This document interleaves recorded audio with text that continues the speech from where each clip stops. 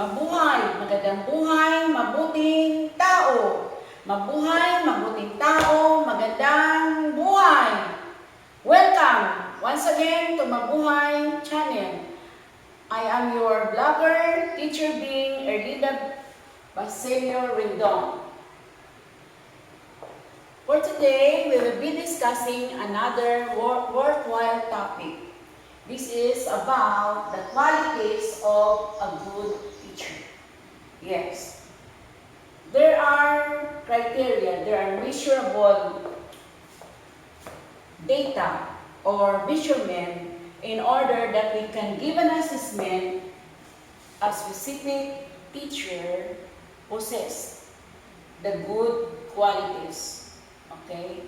So, this afternoon, I have listed more than 10 qualities of a good teacher.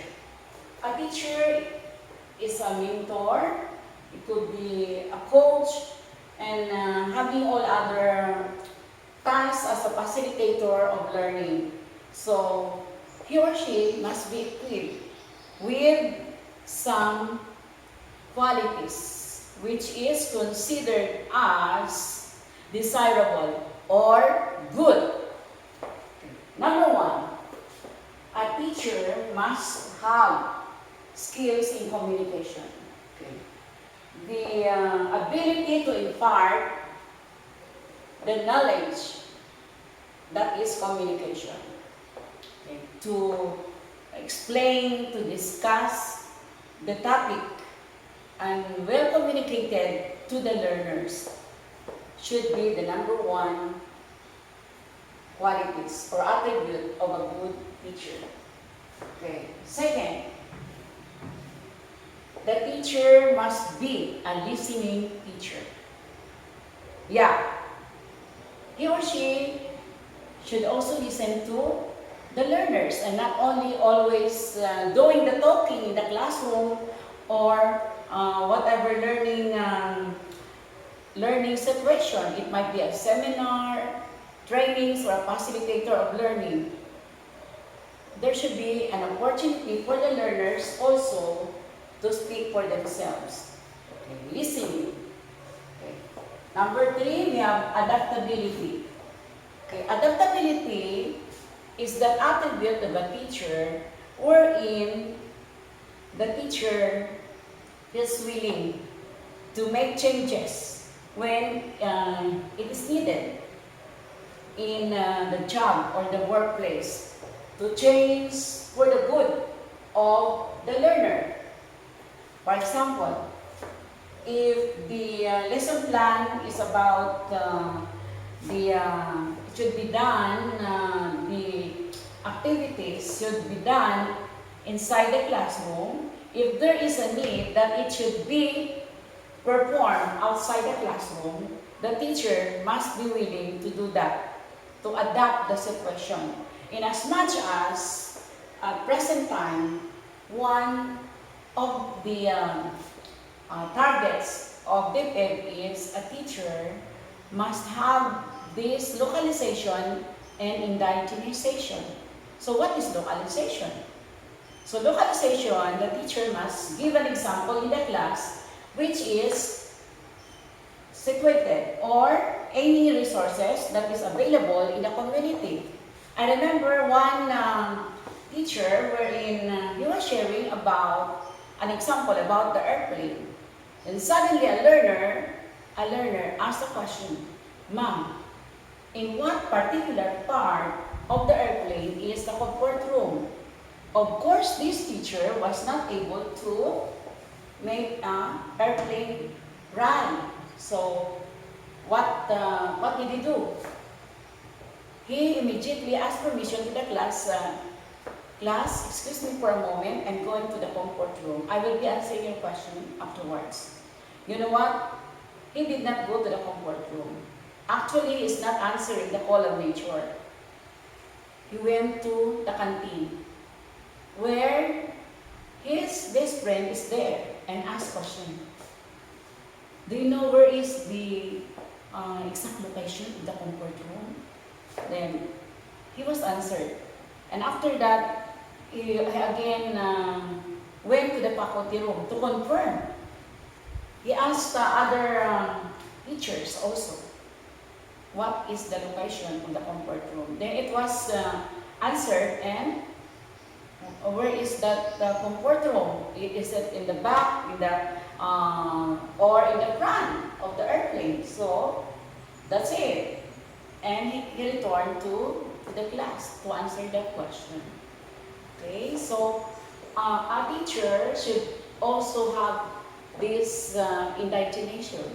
What is this? You are going to use resources that is available in the community. So do not let the students have a project or a requirement wherein the resources or the materials not available. Okay, so that is one of the qualities of a good teacher. Okay, number 4, we have empathy. So empathy is defined as putting one shoes to the shoes of another. Actually, it's not these real shoes. It is letting somebody have that emotion, whatever is being experienced by somebody, especially someone is undergoing life challenges.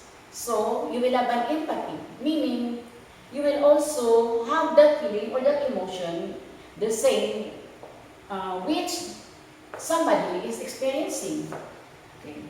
Example, someone, the classmate or a co-teacher, his mother was diagnosed with a cancer. Okay. So you're going to go to that teacher or to the learner and express your emotion, your being with him in that particular moment.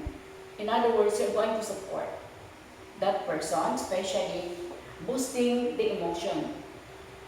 That is empathy. It would be like that you are that person. It will appear that you are the same person experiencing, although you're not actually the one concerned. Empathy. Okay, why? A good teacher must be caring, kind, okay, enthusiastic, and also accessible. Okay. Patience also. Okay. These are the qualities. Caring to the learners. Okay. Kind, enthusiastic rather, and accessible at all times. It should not be always that in every day the teacher will always deliver a sermon every day in the class. No? I suggest that, for example, the classroom was not yet cleaned by the learners. So we use the reverse psychology. Instead of shouting that, "Oh, Romeo Tambutso, Rosibukog, come on, please clean our classroom inside and outside. What are you doing? You're lazy." So it's not that one. What I mean with reverse psychology is this one. For example, you enter the classroom and nobody is still cleaning. Okay, so you tell to the class, "Class, congratulations. We have a very clean classroom." Okay, and not a messy one. No garbages around. Very good. Let's have a clap. You know what happened with that? I really experienced that. When I give my congratulatory remarks, my very good comment to the learners, one learner was staring at me because actually there are garbages yet. There are wrappers around. So I pretended that I was turning my back. And you know what? That one particular learner suddenly went and picked up the wrappers, okay, the garbages. Well, actually in my classroom, I am using this policy wherein basura mo, sagot mo, i-eco bag mo. I am requiring my learners to bring one eco bag. What is this eco bag?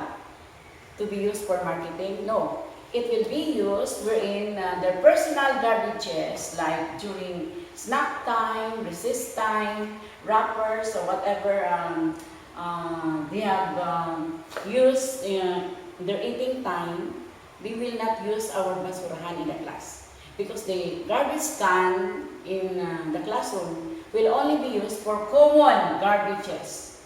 Like, for example, I requested them to broom the grasses, okay, cut grasses, so the grass will be put in the garbage can, or dried leaves outside.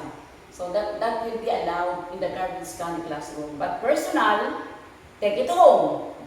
This is one of Brindon's best practices in the classroom. Basura mo, iikubag mo, iuwi mo.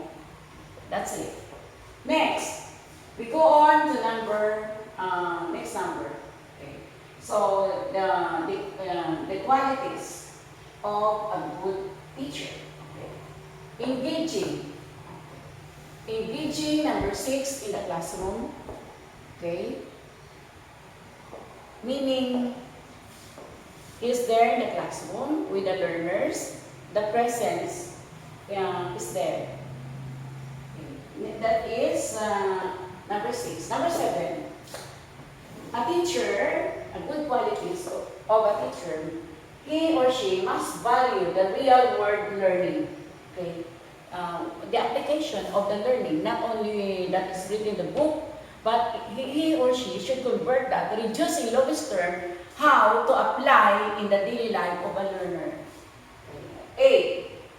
Number 8, qualities. Okay. There should be an exchange of best practices. Okay.